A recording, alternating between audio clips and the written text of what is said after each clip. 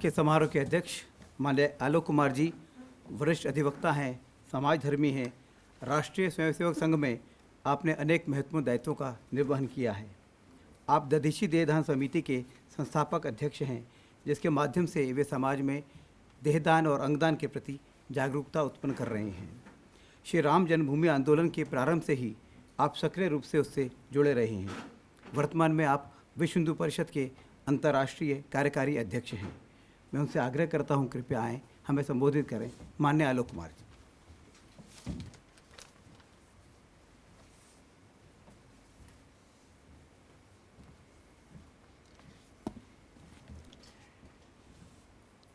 माननीय दत्ता जी, प्रभात जी, श्री अरुण आनंद जी, श्री विनय नरवा जी, यहाँ दृश्य हो रहे मित्रों और अदृश्य सुन रहे मित्रों से 1984 में जब पहली धर्म संसद हुई थी, जिसमें राम जन्मभूमि मुक्ति यज्ञ समिति बनी थी और विश्व हिंदू परिषद ने इस संघर्ष को लड़ना स्वीकार किया था,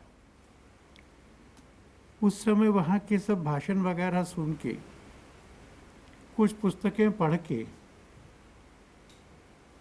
ऐसा मुझे लगा जैसे मैं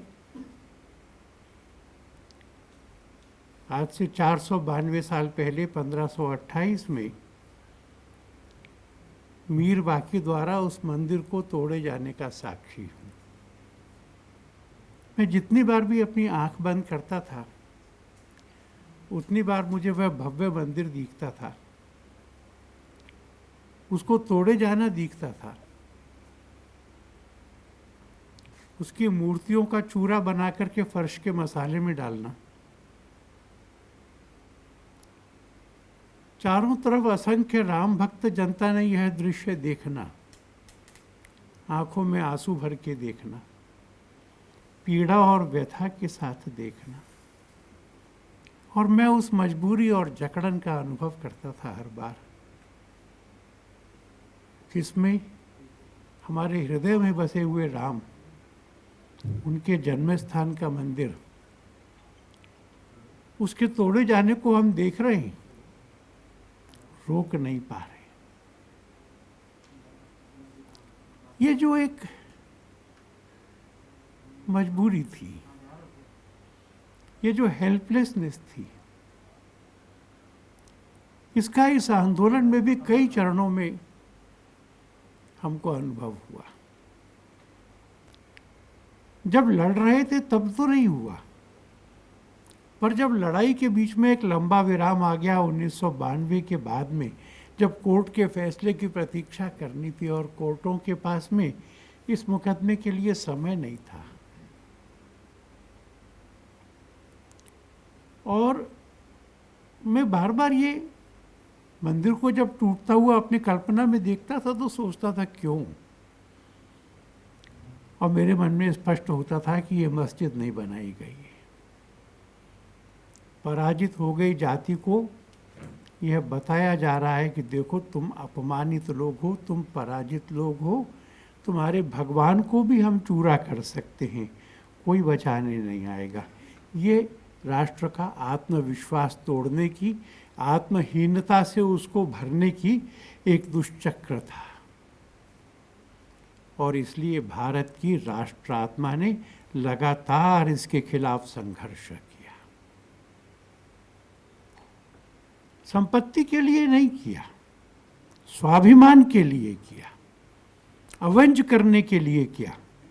आज दुनिया के सब देशों में ब्लैक लाइव मैटर्स, यह BLM के लोग उन बुतों को जो तोड़ रहे हैं, नदी में गिरा रहे हैं, माने इतने सारे गए, इतने सारे रास्ते में मर गए, जो पहुंचे उन्होंने गुलामी की। गुलामी के व्यापार के लोगों के बुतों को दुनिया भर में तोड़ रहे हैं, इसका वही संदेश है।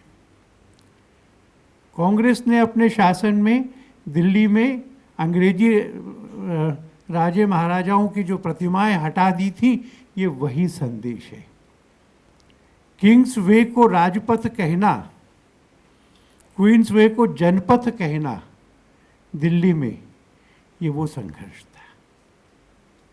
इस संघर्ष में प्रारंभ के लोगों में कैसे विचित्र लोग थे।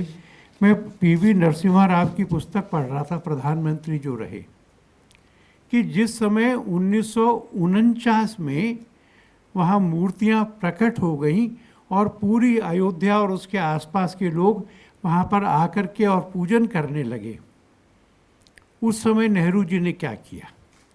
अब ये नरसिम्हा राव ने लिखा है, इसलिए इसको प्रामाणिक माना जाना चाहिए। It is reported that when some Muslim leaders, including Maulana Hussain Ahmad Madani, Maulana Abdul Azad, and Maulana Hifzur Rahman Soharvi, brought the matter to Prime Minister Jawaharlal Nehru's notice, the latter issued instructions for the removal of the idols from the mosque immediately. क्या प्रधानमंत्री को तथ्यों की जानकारी नहीं करना चाहिए था? क्या उन्होंने उत्तर प्रदेश की सरकार से पूछना नहीं चाहिए था कि क्या हुआ है? क्या दोनों पक्षों की बात नहीं जानी चाहिए थी? उसके बाद इस पुस्तक में नरसिम्हा राव जी ने वो पत्र दिए हैं जिस पत्र में ये आदेश दिया गया कि वह मूर्तियां हटा दो और आवश्यकता पड़े तो बल प्रयोग करके हटा दो। जबकि वहाँ के डिप्टी कमिश्नर कह चुके थे कि गोली चलाए बगैर नहीं होगा। और फिर नहीं हटी इस आदेश के बाद भी। इसका कारण है वो पत्र जो के नायर ने लिखा। I would therefore emphasize that the question of removing the idol is not one which the Superintendent of Police and I can agree with or carry out on our initiative. The alternative solution which I propose to government has a fair chance of success in preserving peace and policy.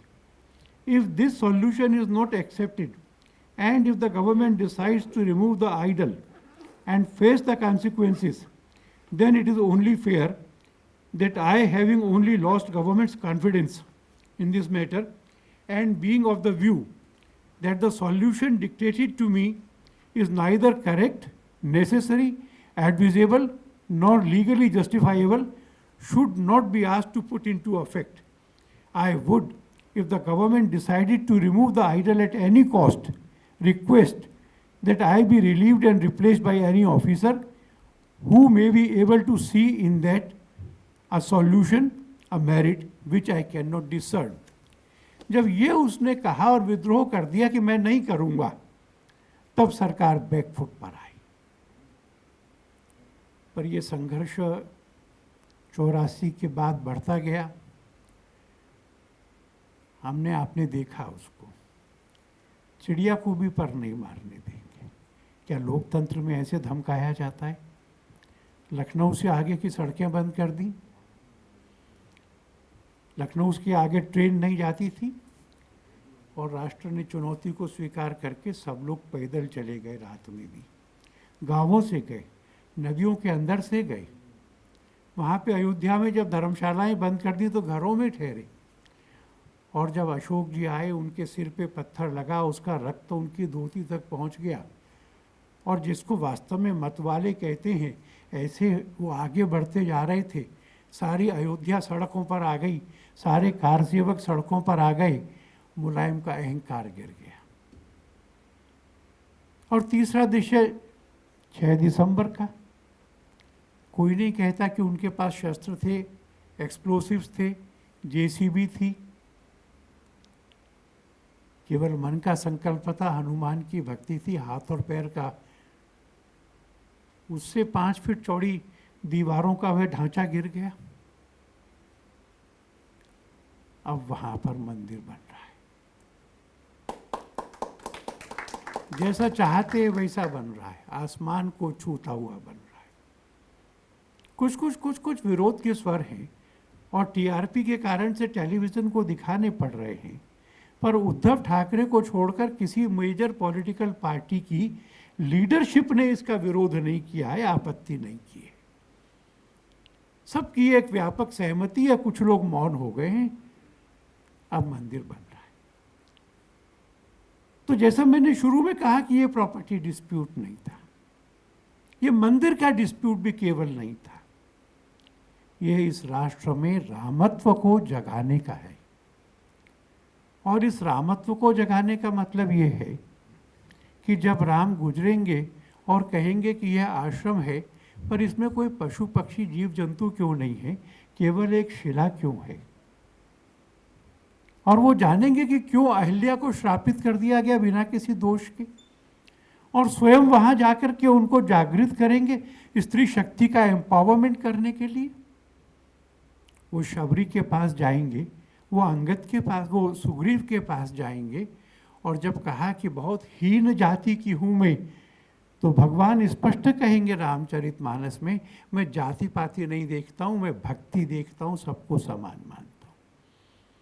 तो क्या ऐसी समानता देश भर में लाने का, समरसता लाने का, क्या जिनको वानर और भील कह करके ट्राइबल जातियों को उनके पास जाकर के उनका आत्मविश्वास और पौरुष जगा करके, अयोध्या की सेना नहीं, मिथिला की सेना नहीं, उनको आत्मविश्वास जगा करके नंगे पैर उनके बीच में रह करके उनको मित्र कह करके और भरत जैसा भाई कह करके, और जब भी कोई समस्या आती थी तो उनसे परामर्श करते हुए सारे समाज को साथ लेकर के समुद्र को बांध करके जाना।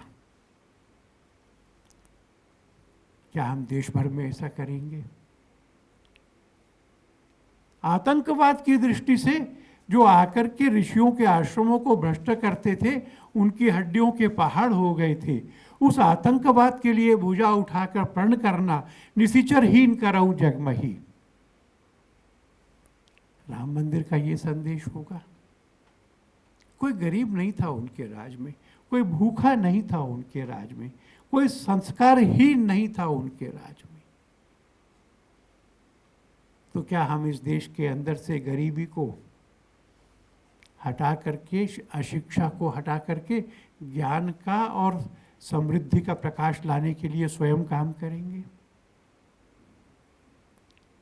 तुलसीदास जी ने बड़े आग्रह से लिखा है कि नदी भी स्वच्छ थी और उसकी घाटों पर थोड़ी भी कीचड़ नहीं थी। पर्यावरण के लिए उन्होंने जो कहा, जो उन्होंने वन्य जीवन और जंगलों के लिए कहा, तो एक ऐसा अभियान इस पूरे देश में उठेगा, बढ़ेगा, जो इस देश में रामत्व की स्थापना व्यक्ति के जीवन में, हृदय में, समाज में सामूहिक तौर पर करेगा।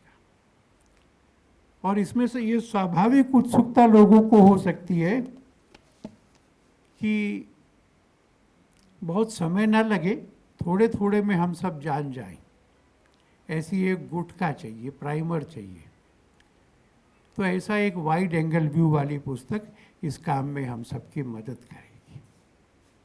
इतिहास कैसा है, राम इतिहास में थे कि नहीं थे, मंदिर कैसा, उसका टूटना कैसे हुआ, मूर्तियों का आना, फिर संघर्ष, संघर्ष के बाद मुकदमा, मुकदमे के साक्ष्य, विजय, इस सब पर संक्षेप में पर पूरा, ये दोनों एक कठिन कला हैं। ये दोनों अरुण आनंद जी ने और डॉक्टर विनय नलवा जी ने बड़ी सतर्कता और सावधानी से की है। प्रभात जी के लिए मैं बहुत अभिनंदन करता हूँ कि इस तरह की पुस्तकों को हमारे सामने वो रखते हैं, और विश्वास करता हूँ कि ये पुस्तक, इसका स्वागत होगा, बड़ी मात्रा में पढ़ी जाएगी। एक अध्यक्ष को जितना बोलना होता है उससे ज़्यादा समय मैंने लिया, माफ़ करें। बहुत बहुत धन्यवाद।